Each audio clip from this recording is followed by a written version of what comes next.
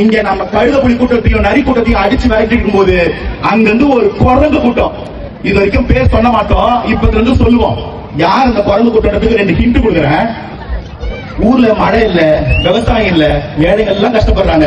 உங்க கும்பல் கிட்ட மட்டும் எப்படி ஸ்டேட் டிஸ்ட்ரிபியூஷனா காத்து வருது? நீங்க திறன் நிதி கொடுக்குற வரைக்கும் நாங்க பென்ஸ் கார் வாங்கினே இருப்போம். அவங்க கிட்ட போய் உங்ககிட்ட எத்தனை எம்எல்ஏ எத்தனை கவுன்சிலர் இருக்குன்னு கேட்டு பாருங்களேன்.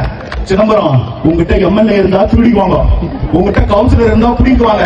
திறன் நிதியை மட்டும் உங்ககிட்ட இருந்து எவனுமே திருட முடியாதுன்னு ஒரு திருட்டு கும்பலுக்கு 2.0 அமைச்சு எவரெல்லாம் காசு கொடுக்குறானோ அவனுக்காக மேல போட்டு கூவுற அந்த நான் சொல்ற கும்பலுக்கு கேட்கிறேன், எங்க அண்ணன் முதல்வர் ஜோசப் விஜய பத்தி இந்த அநாகரிக பேச்செல்லாம் நீ பேசினா ஒண்ணும் பண்ண மாட்டோம். சட்டம் இந்த கடமையை செய்யும். 234 தொகுதியிலையும் 16 வருஷமா தொடர்ந்து நின்று ஒரு தொகுதியில கூட டெபாசிட் வாங்க முடியாம இருக்கிறதுக்கு ஒரு ரெக்கார்டு உண்டுனா அந்த ரெக்கார்டு வச்சிருக்க நீங்க வந்த முதல் தேர்தலிலே 108 தொகுதியில ஜெயிச்சு ஆட்சி அமைச்சர் நாங்க. யாரை பத்தி பேசுறதுன்னு ஒரு விவசாய வேணாமா? போன வருஷம் வரைக்கும் 8% ஓட்டு 8% ஓட்டுனாங்க, இன்னைக்கு 4% ஆயிடுச்சு. போன வாரம் கலஞ்சியோனா ஒரு டைரக்டர் இருந்தாரு, எப்ப போதுண்டா அவங்க கட்சின்னு சொல்லி அந்த வெளில போயிட்டான். இன்னைக்கு 4-3 ஆயிடுச்சு. சேரம் போடுறது 4 பேர் வேணும், 3 பேர் வச்சு என்ன வேணா போடுவீங்க. அடுத்து அண்ணாமலை வந்தாருன்னா அவருக்கு 2% கொடுத்துட்டு ஃபர்ஸ்ட் மார்க்னு சொல்லுவாங்க போல.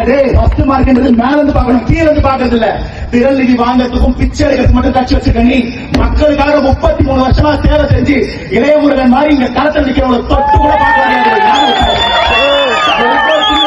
நினைச்சிருக்கிறோம். மழை ஒரு பக்கம், நேர்மை ஒரு பக்கம், எனக்கு நம்மளுடைய சட்டமன்ற உறுப்பினரோட பேச்ச கேட்கிறோட அவா ஒரு பக்கம்.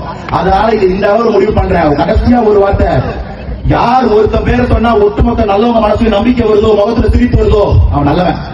அந்த நல்லவன் பேரை சொல்லும் போதே இந்த தீய சக்திகளுக்கும் தீர்ந்து போன சக்திகளுக்கும் அறிவைத்துல புரிய கரைச்சா அந்த நல்லவன் வல்லவன். நீங்க ஒட்டுமொத்த பேரை ஒட்டு போட்டு நீங்களால அந்த வல்லவன் பேரை தொட்டு கூட பார்க்க முடியாது.